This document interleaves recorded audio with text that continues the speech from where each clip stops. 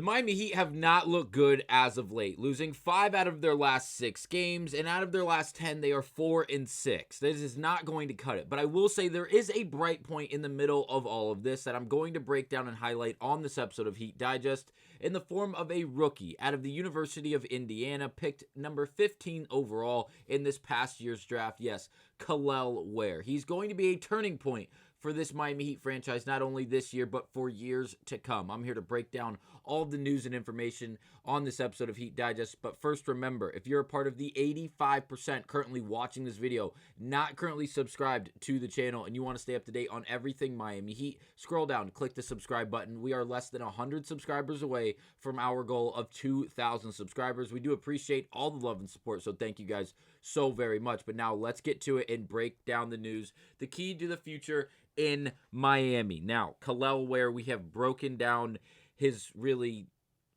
outcoming and his breakout party throughout this point of the year, a few videos here and there, but as well as when he was drafted, we celebrated when that happened. And again, it's because we needed the size. We needed a true center to put next to Bam Adebayo, and obviously during last season, during the offseason of this past year, again, we were discussing possible trades, possible moves for this Miami Heat team to make in order to go out and get a solidified big man to put next to Bam Adebayo to take some pressure off of Bam, not only defensively, but as well as offensively. And the Miami Heat did not do that. All they did is acquire Alec Burks. That was the only new addition during the offseason outside of the NBA draft. And again, these youngsters being taken out of college and be put into the NBA, obviously we don't see a lot of them instantly transform a team and instantly making massive impact to the point of where they're pushing the needle to produce wins. And yet we are yet to see that from Kel'el Ware, but we are seeing the resurgence and really just the overall just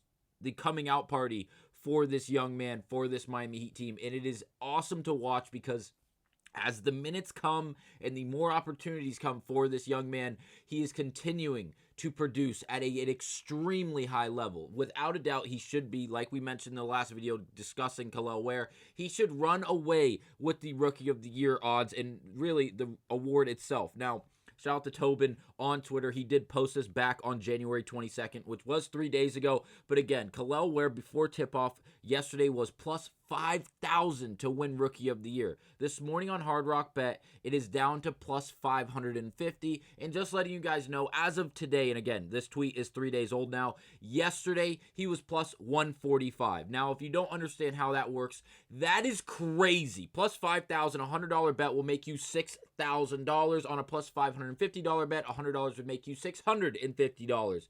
Now, he's only plus 140. That is crazy to see a drastic jump and change in those odds over just a 4-day span, a 5-day span. It is crazy to see, and it's well deserved. Again, shout out to the Real app and NBA Central on Twitter for posting this graphic. It makes it a whole lot easier to look and see and understand what the statistical output has been for the youngster in Kel'el Ware. 22-10 with 2 blocks, 20-15 with 2 blocks, 25-8 with 2 blocks. This kid is phenomenal, not only offensively, but the ability to rebound the basketball, which we've highlighted in the past on this channel, has been horrific and abysmal for this Miami Heat team. It's something they severely struggle with. Obviously, Bam Adebayo has a lot of pressure put on him when Kel'el Ware is not actively on the floor. We saw it in seasons past, as well as through this season up to about 10 days ago, 2 weeks ago, when we saw Kel'el Ware, and really, I should rephrase that, the entire month of January, really a little bit of the pressure being taken off of Bam Adebayo due to having someone like Kel'el Ware on the floor, either alongside him or being able to take Bam out and put Kel'el Ware in for him to really have a center, a big man on the floor, a true big man on the floor at all times. And it really has shown not only his abilities in the sense of Kel'el Ware, but also really just the ability to bring this team together, the ability to have an anchor off the bench, or even possibly to really hold down the floor next to Bam Adebayo. Now, I mentioned the month of January. This is the month of January. These are the lines or the box scores for Kel'el Ware throughout the entire month of January. And I want you to notice something. The far left column under minutes. You notice the minutes, when they go up, the overall statistical production skyrockets. Now, if we look through the last 3 games, he played 30-plus minutes in all 3 of those games. What happened? 22 and 10, 20 and 15, 25, 8 and 2 assists, and 2 blocks as well. Again, all eclipsing 30 minutes of playing time. The shot attempts go up. Obviously, the statistical production overall goes up. And again, obviously, it has not resulted in a lot of wins. We're 1-3 in those 3 games that I just highlighted. But again, the idea is more important around Kel'el Ware because, again, he is a rookie. It is still, we're not at the halfway point of the season. We can go on a run. We can win some games. And because of how this Eastern Conference is currently shaping out, we have very much a true chance to make a run for the middle of this conference, even if not the top 4 seeds in this conference. And I know, Houston, that sounds crazy. But again, the Eastern Conference is a dumpster fire. It is. The top 2 teams, obviously Celtics and Cleveland, have been running away with it all season long. And now Cleveland is starting to slowly but surely run away from Boston. And then the 2 seed down is really very competitive. Obviously, it seems like Cleveland, bearing a massive falling out amongst their team and their organization, are going to hold on to that 1 seed in the Eastern Conference. But if we look at everyone else, Boston is 5.5 games back. Then New York is 2 game and a half back from them. And then we see Milwaukee 10 games back. Pacers 12 games back. Then we have the Detroit Pistons out of the play-in, which is crazy. Cade Cunningham deserves a lot of credit this year.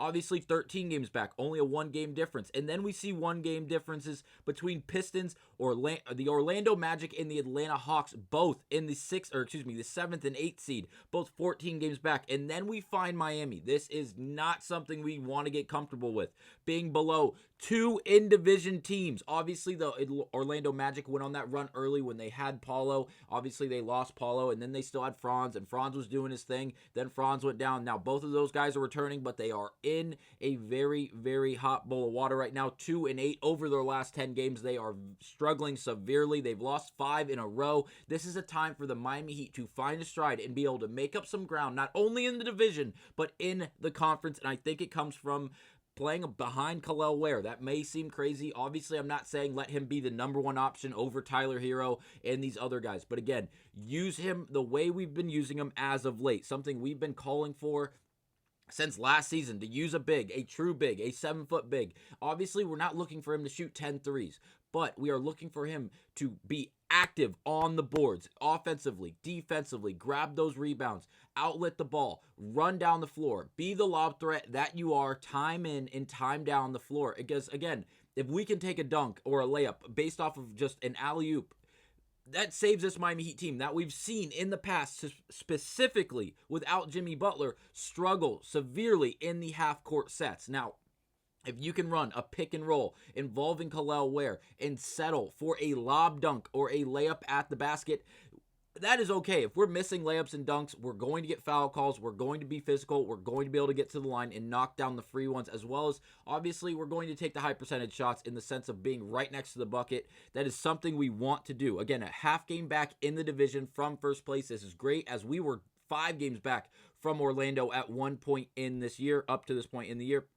And again, if we continue to give Kel'el Ware these minutes, if you look down and you look through these minutes, obviously before that 3-game stretch, the most recent 3-game stretch for Kel'el Ware, the minutes do drop off. And if you notice, so does the statistical production, obviously, and that's going to come. But if you see those 30-minute games against the Clippers, 33 minutes, he shot 7 of 11, gave us 19 points, 13 rebounds, and a block, as well as 1 steal. Again, the stats follow the minutes. When you give this young man the minutes to play and prove his value, he has done nothing short of that. Spo, continue to give him the minutes. Play him next to Bam Adebayo. Platoon him for Bam Adebayo. Whatever you have to do, please keep playing this young man.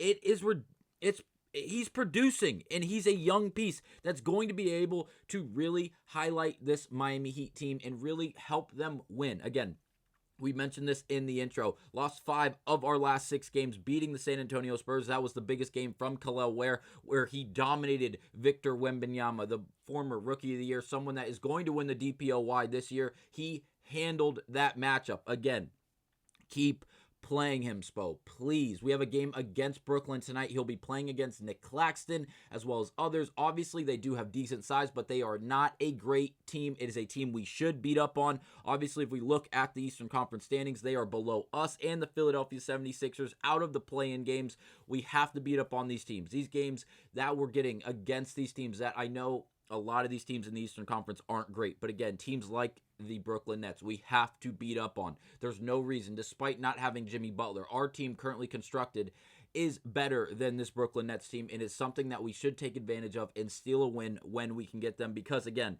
if we can string together some wins here, not only at the end of January, but again, going into February, as Jimmy Butler is going to be traded in that first week, we can only assume.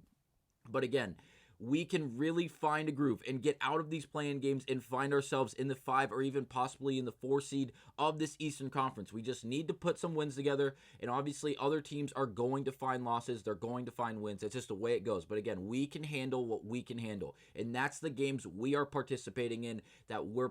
And again, if we can just handle the game in front of us, one game at a time, and continue to put wins out in front of us, as well as just competitive ball games where we find ourselves in games against these top tier teams that we are not just rolling over and getting blown out the door in, we will continue to find our footing and put wins together, and we will move up in this Eastern Conference. Again, I'm very excited to see Kel'el Ware continue to play. I hope the minutes stay in that 25-plus range because, again, the statistical production is following when he does get those minutes. And, again, I don't think it's a bad thing. You can't say it's a bad thing. It's a young piece. He was just drafted. He's showing us so much upside. Play him as much as we possibly can.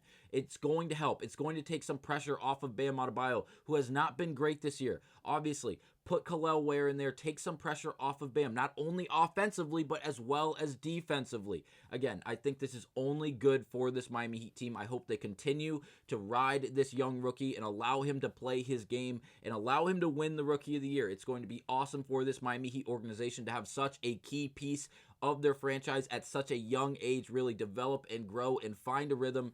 I'm very excited for this. I love it. I know Jimmy's on the way out. It sucks, but again, we have a young piece that we can put into this lineup and really allow to develop and grow as a Miami Heat player. And again, I'm very excited about it. I'm happy that the Miami Heat drafted Kel'el Ware with the 15th overall pick in this past year's draft out of Indiana.